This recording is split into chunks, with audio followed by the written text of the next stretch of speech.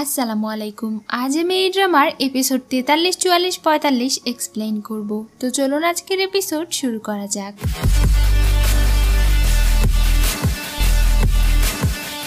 এপিসোডের শুরুতেই দেখি মিসেস চু এখন আগের থেকে অনেক পরিবর্তন হয়ে গিয়েছে। দাদিমা মারা যাবার পর থেকে সে অনেক ভেঙে পড়েছে। এই প্রাসাদে সে এখন পুরো একা হয়ে পড়েছে। মিসেস চুকে একজন সার্ভেন্ট এসে জানায় লিজির আদেশে তাকে আবারও রাজা হেরেমে ফিরিয়ে নিয়ে যাবার সিদ্ধান্ত নিয়েছে, আর হেরেমে তাকে দাদিমার পজিশন দেওয়া হয়েছে। সে আবারও হেরেমে ফিরে যেতে পারবে শুনে অনেক খুশি হয়ে যায়। এদিকে জিং বাহিরে একা একা বসেছিল, তার কাছে চিং চেয়ে এসে বসে। সে আবারও জিংকে বোঝানোর চেষ্টা করে যেন সে চিং রাজ্যে না যায়, কিন্তু জিং কিছুতেই তার কথা শোনে না। সে তার ওয়াদা ভঙ্গ করবে না। এবার চিংচি তাকে জড়িয়ে ধরে কাঁদতে শুরু করে আর বলে, তুমি কি শুধু আমার কথা ভেবে থেকে যেতে পারো না? কিন্তু জিং তাকে কোনো উত্তর দেয় না। রাতে ইংজাং আর লিজি বসে গল্প করছিল। লিজি রাজাকে জিজ্ঞাসা করে সে কিভাবে বুঝতে পেরেছিল যে লিজি ছোটবেলায় তাকে বাঁচিয়েছিল। তখন ইংজাং জানায় প্রথম দিন যখন তাদের দেখা হয়েছিল তখন রাজাকে বাঁচাতে গিয়ে লিজি আহত হয়ে পড়েছিল। তখন লিজি সেবা করার সময় সে তার গলায় একটা লকেট দেখতে পায়, যেটা ছোটবেলায় লিজি তাকে দেখিয়েছিল আর বলেছিল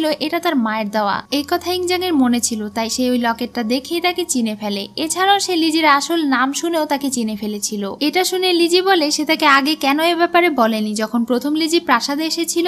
ইংজাং চায়নি লিজি তার উপরে কোনো দয়া মায়া করুক। সে চেয়েছিল লিজি যেন তাকে মন থেকে আপন করে নেয়। এখন লিজি তাকে মন থেকে আপন করে নিয়েছে, এই জন্য সে তাকে সব কথা বলে দিয়েছে। সে এখন তাকে বুঝতে শুরু করেছে। এরপর রাজা তাকে ভালোবেসে জড়িয়ে ধরে। পরদিন সকালে রাজ দরবারে একজন পরামর্শদাতা রাজাকে বলে এখন যেহেতু যুদ্ধ চলছে, যে কোনো সময় রাজা অসুস্থ হয়ে যেতে পারে বা তার কোনো কিছু হয়ে যেতে পারে। রাজ্যে এখন দুইজন রাজপুত্র রয়েছে, বড় রাজপুত্র ফুসু এবং ছোট রাজপুত্র তিয়ানমিং। তাই সে রাজার কাছে রিকোয়েস্ট করে সে যেন পরবর্তী ক্রাউন প্রিন্স নির্ধারণ করে, অর্থাৎ রাজা মারা যাবার পরে কে রাজা হবে সেটা এখনই নির্ধারণ করে। ইংজাং জানায় সে এ ব্যাপারে এখনো ভেবে দেখেনি, এ ব্যাপারে সে পরে জানাবে। এরপর ইংজাং গিয়ে লিজিকে জানায় সে তিয়ানমিংকে ক্রাউন প্রিন্স করার সিদ্ধান্ত নিয়েছে। তিয়ানমিং এখন বেশ বড় হয়ে গিয়েছে, সে বুদ্ধিমান, কিন্তু বড় রাজপুত্র ফুসু খুব একটা বুদ্ধিমান নয়। তার মন অনেক নরম, ঠিক তার বাবার মতো। কিন্তু তিয়ানমিং এমন নয়। রাজার বিশ্বাস সেই রাজ্যকে পরবর্তীতে অনেক ভালোভাবে চালাতে পারবে। তার ধারণা ফুসুকে যদি ক্রাউন প্রিন্স করা হয় তাহলে ফুসুর শিক্ষক যে তাকে রাজদরবারে পরামর্শ দিয়েছিল সে পরবর্তীতে লুবুই হয়ে উঠবে, অর্থাৎ ফুসুকে রাজা বানিয়ে সে নিজে সুবিধা ভোগ করবে। যদিও লিজি ক্ষমতা পাবার কোনো লোক ছিল না, তবুও সে রাজার ইচ্ছাকে সম্মান করে। এদিকে সেই পরামর্শদাতে গিয়ে মিসেস চু এর সঙ্গে দেখা করে। মিসেস চু আর সে একই রাজ্য থেকে এসেছে, তারা দুজনেই ছিল চু রাজ্যের বাসিন্দা। তাই লোকটি মিসেস চুকে জানায় বড় রাজপুত্র ফুসু যেন ক্রাউন প্রিন্স হতে পারে এ ব্যাপারে তাকে সাহায্য করতে, কারণ ফুসুর জন্মভূমি আর তাদের জন্মভূমি একই রাজ্যে। ফুসু বড় হয়ে পরবর্তী রাজা হলে ভবিষ্যতে তারা ফুসুর কাছে থেকে অনেক সুযোগ সুবিধা ভোগ করতে পারবে। এতদিন এই পরামর্শদাতা চিং রাজ্যের সব খবরাখবর গোপনে চু রাজ্যে পৌঁছে দিয়েছিল যেন তাদের রাজ্যের কোনো ক্ষতি না হয়। এটাই এখন তাদের সবচেয়ে বড় একটা সুযোগ নিজেদের রাজ্যকে রক্ষা করার, কারণ ইংজাং ইতোমধ্যেই 3টা রাজ্যকে জয় করে ফেলেছে। পরবর্তীতে সে তাদের রাজ্যে অ্যাটাক করতে পারে। এই সব কিছু শুনে মিসেস চু রেগে যায়। সে তাকে সাহায্য করতে রাজি হয় না। সে এখন ভালো হয়ে গিয়েছে আর সে কারো ক্ষতি করতে চায় না, তাই সেই সবকিছু রাজাকে বলে দিতে চায়। এটা শুনে পরামর্শদাতা তার কাছে ক্ষমা চায় আর তাকে প্রাণ ভিক্ষা দিতে বলে। মিসেস চু তাকে ক্ষমা করে দেয়। আসলে মিসেস চু এই রাজ্যে বিয়ে হয়ে এসেছিল তার নিজের রাজ্যকেই বাঁচানোর জন্য। এটা তারও উদ্দেশ্য ছিল। সে নিজেও চু রাজ্যের মানুষদেরকে বিপদে ফেলতে চায় না, তাই সে একটু চিন্তা ভাবনা করে দেখে। এদিকে ডাক্তার জিং এর কাছে থেকে বিদায় নেয়। সে জিংকে এই সবকিছুর জন্য ধন্যবাদ জানায়। এরপর সে ওখানে থেকে চলে যায়। সে গিয়ে প্রিন্স ইয়ানদানের সঙ্গে দেখা করে। সে তার হাতে থাকা একটা চাকু দিয়ে ইয়ানদানকে বলে তাকে মেরে ফেলতে। সে তাকে কোনো মতেই মারতে চায় না। সে বলে এটার অন্য কোনো সমাধান তারা খুঁজে বের করবে, কিন্তু ডাক্তার বলে একমাত্র সে মারা গেলেই এই রাজ্যের রাজা জিং এর উপরে পুরোপুরি বিশ্বাস করবে। কিন্তু ইয়ানদান তার কথা একমত হয় না। সে তাকে ঘুমোতে যেতে বলে, কিন্তু তখনই ডাক্তার চাকু দিয়ে নিজেই নিজেকে মেরে আত্মহত্যা করে। ইয়ানদান মোটেও এটা চায়নি। ডাক্তারের মৃত্যুতেই সে অনেক কান্না করে। এদিকে মিস্টার লিসি এসে রাজাকে খবর দেয় চু রাজ্যে তাদের যে গুপ্তচর পাঠানো হয়েছিল সেই খবর পাঠিয়েছে চু রাজ্য তাদের বিরুদ্ধে কিছু একটা ষড়যন্ত্র করছে। সে খবর পেয়েছে এই রাজ্যে অবস্থান করছে এমন একজন চু রাজ্যকে তাদের ব্যাপারে সব খবরাখবর পাচার করে। তাই তাদের উচিত পরবর্তীতে চু রাজ্যকে অ্যাটাক করা। কিন্তু রাজা এখনই চু রাজ্যকে অ্যাটাক করতে চায় না, কারণ এতে করে পরিস্থিতি আরো খারাপ হতে পারে। এই খবর সেই পরামর্শদাতা খবরটা গিয়ে মিসেস চুকে দেয়। সে মিসেস চু এর কাছে অনেক কান্নাকাটি করে আর বলতে থাকে তাদের রাজ্যকে বাঁচিয়ে নিতে, নয়তো রাজা হয়তো এরপরে তাদের রাজ্যে অ্যাটাক করবে। রাজা হয়তো জেনে গিয়েছে এই রাজ্যের সব খবর সে চু রাজ্যের সেনাপতির কাছে পাচার করে। তাদের রাজ্যের সব প্ল্যানের ব্যাপারে রাজা জেনে গিয়েছে, এজন্য রাজা তাকে মেরে ফেলবে। তাই সে মিসেস চু এর কাছে রিকোয়েস্ট করে তার প্রাণ বাঁচানোর জন্য এবং চু রাজ্যকে বাঁচানোর জন্য। সে চু রাজ্যের প্রিন্সেস হলেও তার হাতে এখন আর কোনো ক্ষমতা নেই। সে এখন নিজের রাজ্যকে বাঁচাতে একটা কাজই করতে পারে, তা হলো নিজেকে স্যাক্রিফাইস করা। এটা শুনে তার সার্ভেন্ট বারবার তাকে বলতে থাকে সে যেন এটা না করে, কিন্তু চু তার সিদ্ধান্ত নিয়ে নিয়েছিল। সে তাকে কথা দেয় রাজার সঙ্গে দেখা করে এ ব্যাপারে কথা বলবে।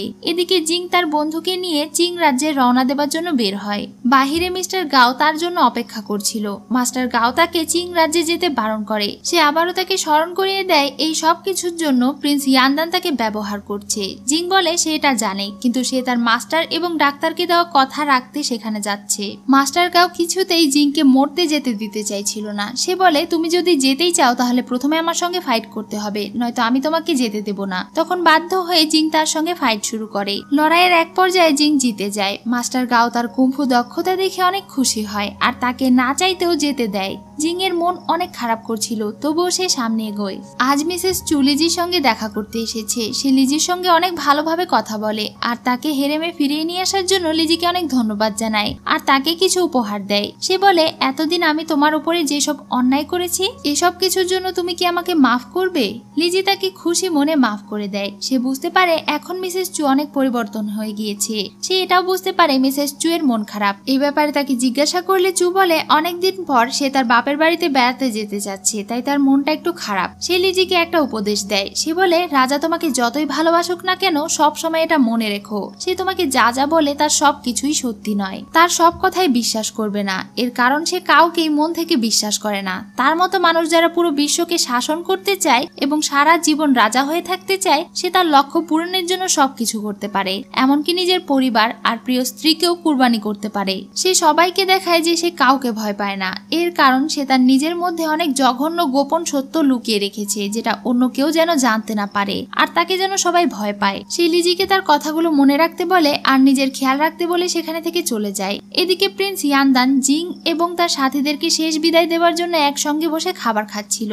জিং যখন এখানে জানতে পারলো ডাক্তার মারা গিয়েছে তখন সে অনেক কষ্ট পায়। সে এটার কারণ জানতে চায়। ইয়ানদান জানায় জেনারেল ফ্যান যেমন তার নিজের দেশের জন্য নিজেকে স্যাক্রিফাইস করেছে, সেভাবেই ডাক্তার তার নিজের দেশের জন্য আত্মহত্যা করেছে, যেন জিং সহজেই চিং রাজ্যে যাবার অনুমতি পায়। এসব শুনে জিং এর অনেক খারাপ লাগে। সে বুঝতে পারে প্রিন্স ইয়ানদানের কাছে তাদের জীবনের কোনো মূল্য নেই। সে প্রিন্সকে বলে আমি জানি এই সবকিছু আপনি নিজের স্বার্থের জন্য করছেন, কারণ আপনি ইংজাংকে মারতে চান, আর এটা অনেক আগে থেকেই। শুধু নিজের রাজ্যকে বাঁচাতেই নয় বরং আপনার নিজের রাগ মেটাতে। এই বিষয়টা ইয়ানদান তার কাছে স্বীকার করে নেয়। জিং তাকে বলে সে চিং রাজ্যে ইংজাংকে মারতে যাচ্ছে তার রাজ্যের মানুষের জন্য বা তার জন্য নয়, সে এটা করছে জেনারেল ফ্যান, ডাক্তার এবং তার মাস্টারের জন্য, যাদেরকে সে কথা দিয়েছিল, যারা এই দেশের জন্য নিজেকে স্যাক্রিফাইস করেছে। ইয়ানদান এসব শুনে তাকে আর কিছুই বলতে পারে না, তবে সে জিং এর কথা শুনে অনেক মুগ্ধ হয়। সে তাকে শুভকামনা জানায়। সেখানে একজন সৈন্য তাদের এই সব কথা মনোযোগ দিয়ে শুনছিল। দূরে দাঁড়িয়ে মাস্টার গাও এবং চিংচি জিংকে বিদায় দেওয়ার জন্য অপেক্ষা করছিল।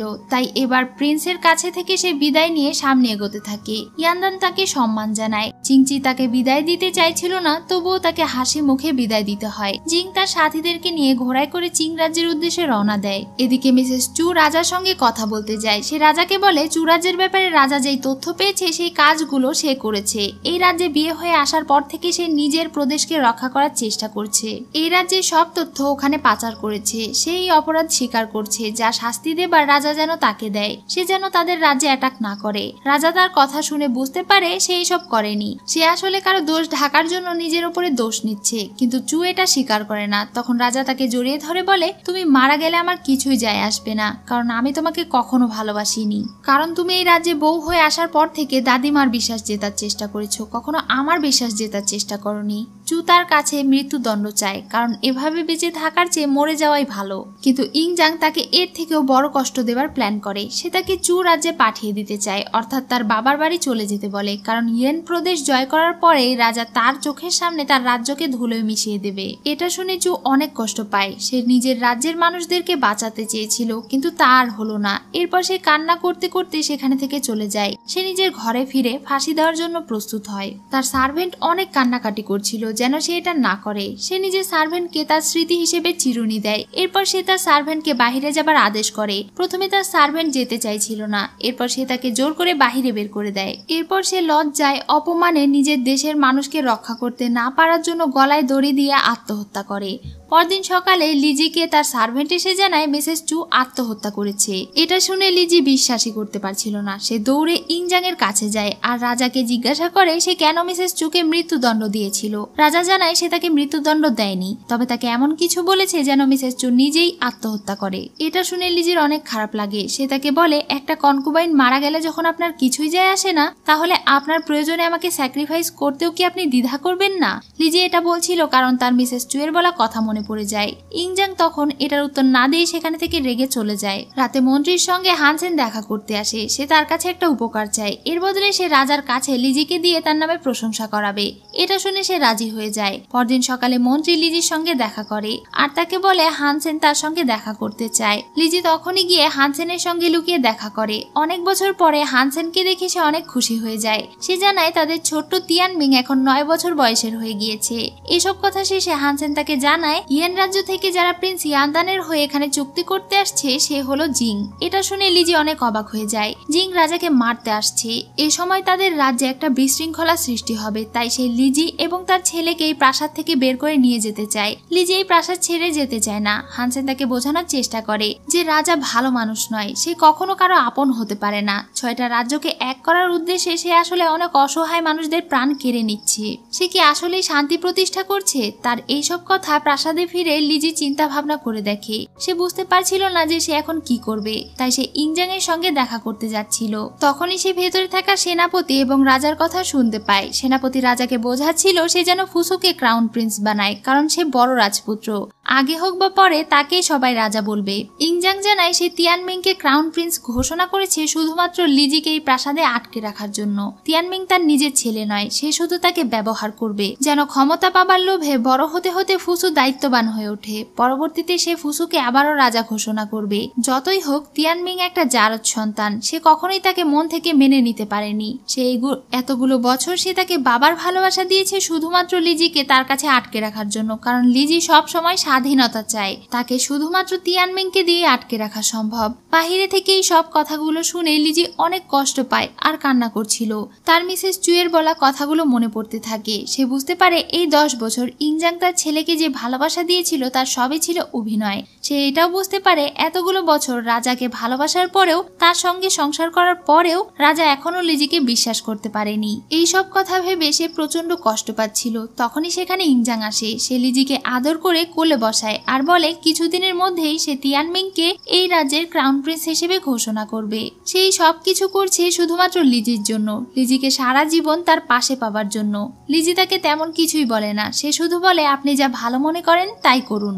এদিকে চিংচি জিংকে চিং রাজ্য অব্দি এগিয়ে দেবার জন্য চলে আসে। এখন থেকে সে তাদের সঙ্গেই থাকবে। অন্যদিকে সেই লোকটা এসে রাজাকে জিং এর ব্যাপারে খবর দেয় যে কিছুদিন আগে প্রিন্স ইয়ানদান এবং জিং এর সব কথা শুনে নিয়েছিল। সে রাজাকে তাদের প্ল্যানের ব্যাপারে বলে দেয় যে তারা রাজাকে মেরে ফেলার জন্য আসছে। জিং অনেক শক্তিশালী এবং কুংফু মাস্টার, এজন্য সে রাজাকে সাবধানে থাকতে বলে। সে নিজে হাতে জিংকে মারবে, এজন্য সে তাকে সব রকমের ব্যবস্থা করতে বলে।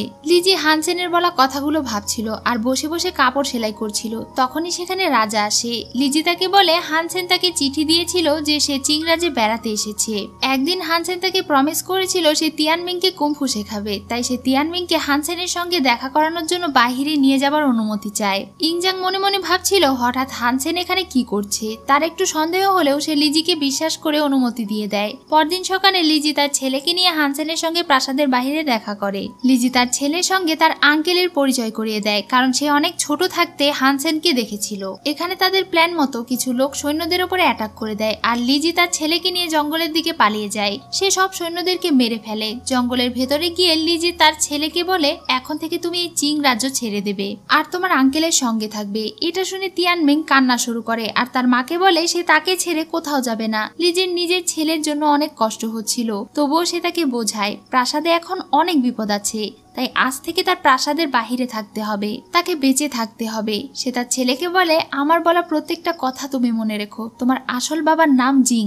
যাই হয়ে যাক না কেন তোমাকে বেঁচে থাকতে হবে। এখন একমাত্র হানসেন তোমাকে স্বাধীন জীবন দিতে পারে। তখনই সেখানে হানসেন এসে তাদের দুজনকে নিয়ে যেতে চায়, কিন্তু লিজি বলে সে এখন যেতে পারবে না। সে যেন শুধু তার ছেলেকে নিয়ে যায়, তার এখন প্রাসাদে ফিরে যেতে হবে। সে হানসেনকে জড়িয়ে ধরে আর বলে, আমি কখনো তোমার ঋণ শোধ করতে পারবো না। হানসেনের অনেক কষ্ট হচ্ছিল, তবুও সে সব সময়ের মতো লিজির কথা রাখে। লিজি তার ছেলেকে শেষবারের মতো আদর করে বিদায় দেয়। আর এখানে আজকের এপিসোড শেষ হয়ে যায়। সো ভিউয়ার্স, আজকের এই এপিসোড আপনাদের কেমন লাগলো তা অবশ্যই কমেন্ট করে জানাবেন। আর নেক্সট এপিসোড আসা পর্যন্ত সবাই ভালো থাকবেন। ধন্যবাদ।